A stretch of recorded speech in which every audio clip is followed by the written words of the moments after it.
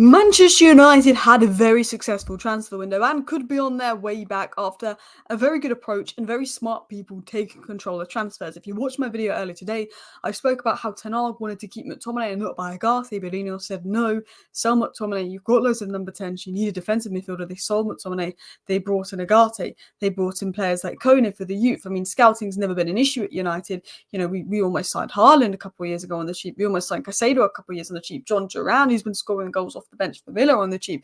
It's never been the issue, but all of a sudden the smart people at United are making decisions, and that is scaring rivals. We're going to talk about the new signings, footage of them in training, and why that is particularly exciting. We're going to talk about the Europa League fixtures, and then we're going to do a preview to Manchester United versus Liverpool. I was going to go live tonight, but got some last minute plans pop up, but I will be live in the morning to cover a few interesting transfer stories about what we could be doing very soon. But this is what I tweeted earlier today. Man United getting Dan Ashworth for $3 million is my signing of the summer. Ugarte, Xerxes, De Ligt, Mazraoui and Euro. 5 very good players aged 18 to 26 years of age. 2 in the prime, 2 about to enter their prime, 1 an upcoming prospect. You could also add Obi Martin 16 to that, Kone 18 to that, and Lusal I think is 17 to that as well in terms of signings to go to the already fantastic Carrington. I mean, honestly, our academy, every time I watch our academy, I get blown away of how good it is. If worst comes to worst, Carrington will bail United out the season. But that is a $93 million net spend overall. But if you include the money that we saved in wages, i.e. letting Varane and Martial go, which was over £30 million, and then the fact that we're going to get $25 million for Sancho in June, it would be a net spend of $37 million. If you even included Sancho's wages in the upfront 3, it would be a net spend of under £30 million for Manchester United. And do you know what that means? United have funds to spend in January, and United can again have another healthy transfer window next year. And rivals are worried because Man United are the biggest team in England. Man United are the biggest team in the world by fan base, but Real Madrid probably are by size, stature, achievements, which means that Man United, if they get back on track and they start winning trophies, the amount of money they generate, City can't compete with. And in the world of FFP, we'll always have a financial advantage. The problem is the people that have been spending the money at Manchester United the last the last 18 years since the Glazers have come in, but particularly since post Sir Alex, have not spent the money well. 85 million on Anthony, 72 million on Sancho. Now we've got people like Omar Barada, that literally is the guy that helped City get to where they are today, that budgeted that also got City their brilliant stance in the transfer window of Julian Alvarez being available for, you know, for like 16, 17 million and then selling him for like 80 million, that City can sell their academy players for so high, but then buy players for such good deals. Omar Barada is a big part of that. He's now at United. And one of the reasons we walked away from Branthwaite was to restore our reputation. With Everton maybe getting relegated, we could probably get Branthwaite to replace Maguire anyway next year. But United have sold players for a fair fee. Sancho was probably a little bit on the cheap, and they've bought most of their players for a fair fee. De Ligt was 25, won league titles in 3 years, £38 million. Euro was £42 million. Mazraoui was £13 million.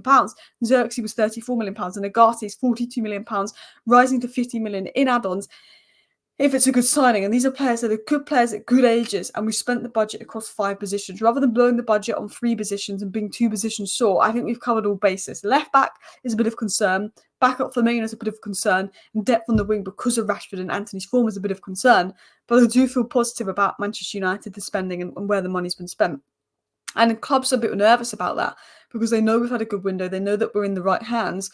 And the small things that would have happened last summer, this summer, if Ashworth and Barada and Wilcox weren't here, would have been us spending 75 million on Branthwaite and wasting the whole window on that.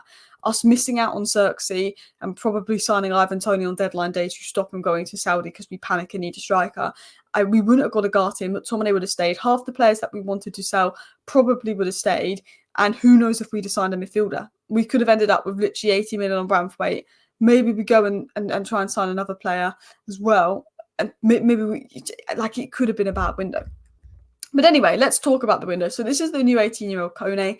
Obviously, I didn't know much about him before he joined. I'd done my research, and apparently he was fantastic. Apparently, if you watched the Under-17 World Cup, he was the player of the tournament. Apparently, he's a fantastic talent. And look, Christopher Vivel found him. I trust Vivel. And I really like that Rashford is there at the Under-18 supporting them in their matches. Love to see that from Rashford. Then you've got Manuel Ugarte in training. He looks alert. He's ready to win the ball. He's ready to make tackles. Looks on it today in training as well. I'm really good to see Manuel Ugarte in United in training, and I'm really excited about the Manuel Ugarte signing. A lot of people have been comparing him to Conte today, and I wanted to show you this before I get into the preview. 4.6. Manuel Ugarte made 4.6 tackles per 90 in Ligue 1 last season. The last player to make that many in a Ligue 1 campaign and move to the Premier League the following season was N'Golo Kante in 24-25 when he made 5 per 90 before joining Leicester. Boom, boom, boom. It was then also said pass volume, technical security, ability to dribble, turn and play out the press, mobile to run across the pitch and engage with tackles, intensity, optimal temperament and duels as he delays and stays on his feet as opposed to diving in. Ugarte is a Casado Kante type player. And obviously, I should go watch this TikTok by H as well. He compares Kante and Ugarte and how they actually were the most compared players looking at the statistics, aka two players that are very, technically secure in possession in the sense of they retain the ball, but not necessarily beat people and build up or creativity, but two players that just defensively absolute monsters. I don't know if you watched my analysis on Manuel Ugarte, the Here We Go video I did about Manuel Ugarte, but I said Manuel Ugarte ranks first for duels won, first for tackles, first for possession adjusted tackles, first for interceptions. His ground coverage statistics as well. He was insane for so many statistics. But we're going to talk about the Europa League. We're going to talk about Liverpool. So Man United Europa League fixtures have come out. We play FC20, which is a former club of Rene Hake and Ten Hag, on the 25th of September on the Thursday.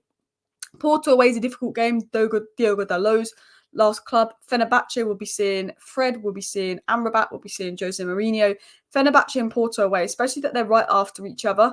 If we lose to Porto, we lose to Fenerbahce, it's not a good, momentum thing as well. Then we've got PAOK, we should beat. Bodo, we should beat. Victoria Pleasant, we should easily beat. Rangers, we should beat. But I think Rangers are going to be really up for that.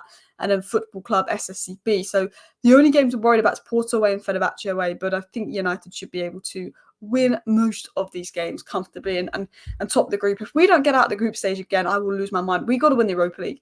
Do you know what? If someone said to me, Alice, would you rather come second or sixth and win the Europa League? And I said sixth and win the Europa League because you're still in the Champions League, but you get a trophy. Like, I'm not expecting United to have a mad season and finish second this year by all means. It'd be nice to finish above a Liverpool or an Arsenal. I think City could win it, although I still think Arsenal could win it. I think VAR did them a little bit dirty today. Not that it did them dirty. It's just that it was very, if that was a Man United player, what happened on Rice, I'd be fuming. But we're here to talk about Man United, Liverpool and the lineup because I think that Rashford versus Liverpool, if you can get him behind and isolate Trent 1v1, Rashford is very good versus Liverpool. He has the most goals at Old Trafford versus Liverpool. But if you look at recent form, you probably put Garnacho over Rashford. I have no issue if Rashford starts over Garnacho. And if Rashford isn't having a good game, you give Rashford 10 minutes of the second half. If he's not having a good game or going into the game, you sub Garnacho 35 minutes against tired legs, Trent pushing up, getting out of position. Then I would bring Garnacho on. But I'm happy if Rashford starts, but I do think if we go off form, Garnacho deserves to start. Ahmad scored last time. Do I think Ahmad had the best game last time out? No. And do I think that Garnacho could play right wing and Rashford could play left wing and Ahmad could be on the bench despite scoring? Yes. Ahmad had a good second half versus Brighton and he scored, but he didn't have a very good first half versus Brighton, although his mother had just died. I think Ahmad should start and Garnacho should start. I wouldn't be surprised if Garnacho goes on the right and Rashford starts because it's a big game. But Ahmad was very good versus City. He didn't have a good first half versus Brighton, but once he got his goal and got his confidence, he had a very good second half versus Brighton, and he deserves to start based on how he plays, even though he looked a bit wobbly to begin with versus Brighton. I'd like to see Ahmad start. Xerxes up top, we really need a focal point, particularly Liverpool, someone that's going to hold up the ball, be the focal point. We can't afford to miss our chances against a side like Liverpool. And Maino, obviously, in the number 8 role. Now we haven't got McTominay and Eriksen's not really trusted. And Collier, Collier is quite sound off the ball. I think if we're 2-0 up against Liverpool, you take Maino off for Collier with 20 minutes to go. Maino most definitely starts. People saying he's been bad the opening games. I don't think he has. Now, I think Ugarte is who I want to start, but he obviously can't play Ugarte if you're wondering, because he wasn't registered in time, so it will be Casemiro. Now, over on the right, I think it's going to be Mazraoui. Luis Diaz is going to be a big test for Mazraoui because he's been looking really electric in pre-season and in Liverpool's first 2 games under Arne Slot.